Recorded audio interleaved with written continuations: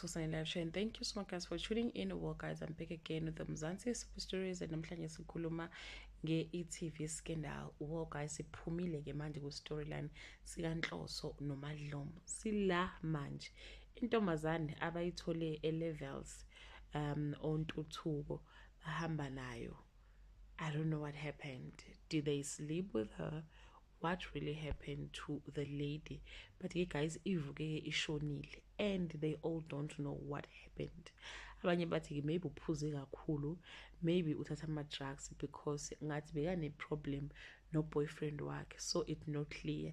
So icala labo guys bona ukuthi bathatha isidumbu bawusifaka emotweni bethi bayosilahla. Then bakhumbula ukuthi kunamakhamera, amaphoyisa bafuna uPoet, afuna uNtuthuko, afuna ke umngani wabo lo omunye uSile.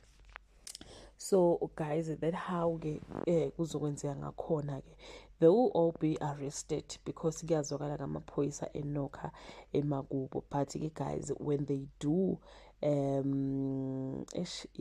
will be in trouble because wasengazi ukuthi ibona bamphuse kakhulu, ngoba ngcono bengalalanga naye ngokusho ukuthi they can say no, uyiphuzile kakhulu. Makuthi uphuza amaphilisi ngoba sengazi ukuthi ibona abamnika amaphilisi. So nje it's gonna be very bad for ontuthuko and the whole family. Just imagine uMadlomo guys ubuya kwi-kidnapping manje sekuyile situation ke kaNtuthuko. Asazi guys ukuthi ke iyozala nkomoni, intombazane ishonile, abazi ukuthi kwenzekeni.